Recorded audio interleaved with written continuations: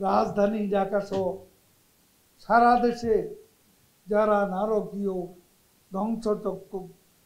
ধ্বংসযজ্ঞ ভাঙচুর অগ্নিসংযোগ হত্যাকাণ্ড ঘটিয়েছে, বোধহয় তাদের পোশাক, বডি ল্যাঙ্গুয়েজ, অ্যাটিটিউড পর্যবেক্ষণ করলে বোঝা যায় তারা কোনো সাধারণ আন্দোলনকারী নয়। তারা রাজনৈতিকভাবে উদ্দেশ্য প্রণোদিত প্রশিক্ষিত ক্যাডার এবং সন্ত্রাসী। বিএনপি মহাসচিব অর্বাচীনের ন্যায় একটা প্রশ্ন তুলেছে, বিএনপি নেতাকর্মী জড়িত থাকলে তাদের সে সময় কেন গ্রেপ্তার করা হলো? আইন শৃঙ্খলা বাহিনী সে সময় সম্মুখ থেকে এসব ক্যাডার বাহিনীকে মোকাবেলা পরিস্থিতি নিয়ন্ত্রণে আনার লক্ষ্যে কাজ করছে। নগদের কাছে সব গ্রাহকই প্রিয়, তাই তো সারা দেশে ক্যাশ আউট চার্জ সবচেয়ে কম। এখন যখন মির্জা ফখরুলের তাদের উস্কানিতে সংগঠিত হত্যাযজ্ঞ, সহিংসতা, অগ্নিসংযোগ, ধ্বংসযজ্ঞ থামানো সম্ভব হয়েছে এবং আমাদের বীর দেশপ্রেমিক সেনাবাহিনী আজকে প্রধানমন্ত্রী শেখ হাসিনার নির্দেশে in aid two civil administration তারা সারা দেশে জনজীবনে শান্তি ফিরিয়ে আনার ইতিহাস অর্পিত বিপদ সংকুল দায়িত্ব পালন করছেন যথাযথভাবে। আজকে আইন শৃঙ্খলা বাহিনী তদন্তে যখন স্পষ্ট হয়ে উঠেছে বিএনপি জামাতের ষড়যন্ত্র, নৈরাজ্য, নাশকতার তথ্য পাওয়া যাচ্ছে, নির্দেশদাতা অর্থদাতাদের পরিচয়, মির্জা ফখরুল থলের বিড়াল বের হতে শুরু করেছে, আন্তর্জাতিক তদন্তের দাবি তুলছে।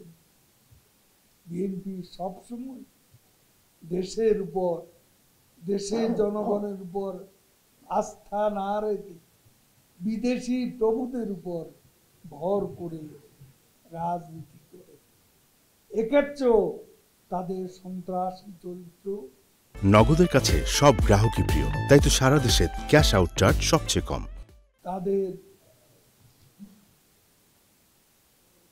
সন্ত্রাসী চরিত্র উন্মোচিত হওয়া, সেটা থেকে দায় মুক্তির জন্য তারা বিদেশিদের হস্তক্ষেপ দাবি করছে। আমরা শিক্ষার্থীদের পুঁজি করে বিএনপি, জামাত, ছাত্রদল, শিবির, জঙ্গি গোষ্ঠী, উগ্র বামপন্থী সহ দেশি বিদেশি কুচক্রী মত অবৈধভাবে সরকার হটানোর অপচেষ্টা চালিয়ে যাবে, সেটা আমরা হতে দিতে পারি না। এই অশুভ চক্র ব্যর্থ হবে ইনশাল্লাহ। এখনো যারা আন্দোলনে ডাক দিয়ে যাচ্ছে তাদের উদ্দেশ্য দেশকে ধ্বংস করা, দেশের অর্থনীতিকে আরো ধ্বংসের দিকে নিয়ে যাওয়া এবং পেছনে দরজা দিয়ে ক্ষমতা দখল করা। দেশের মানুষকে সঙ্গে নিয়ে এদের অশুভ উদ্দেশ্যকে প্রতিহত করা। বিএনপি, জামাত, উগ্র বাম জঙ্গি গোষ্ঠী, কুচক্রী মহল এখনো সক্রিয় আছে। দেশি বিদেশি কুচক্রী মহল তাদের প্রশিক্ষিত ক্যাডাররা চোরাগুপ্তা হামলা চালাতে নিজেদের প্রস্তুত করছে বলে আমাদের কাছে খবর আছে। তারা আবারও বিভিন্নভাবে হামলা চালানোর চেষ্টা করতে পারে। দেশের জনগণের প্রতি আহ্বান থাকবে, যেখানেই এই অস্ত্রধারী ক্যাডারদের দেখবেন, খোঁজ পাবেন, তাদের তথ্য আইন শৃঙ্খলা রক্ষাকারী বাহিনীগুলোকে দিয়ে সহযোগিতা করবেন। এদের হাত থেকে আমাদের প্রিয় মাতৃভূমিকে রক্ষা করতেই হবে। সোশ্যাল মিডিয়াকে অস্ত্র হিসাবে ব্যবহার করে বিভিন্ন গুজব দেশ ও বিদেশ থেকে প্রচার করা হচ্ছে। এসব গুজবের জবাব দিবে কে?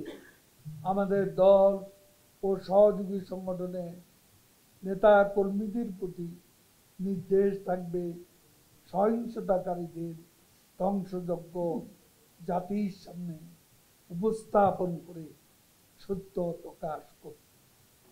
আজ যাতে সহিংসতা ছড়াতে না পারে সেই জন্য সকলকে সতর্ক অবস্থানে থাকতে হবে। সবশেষে আমি সকলকে শান্তি শৃঙ্খলা স্থিতিশীলতা বজায় রাখতে, কারফিউ মেনে চলার জন্য অনুরোধ করছি।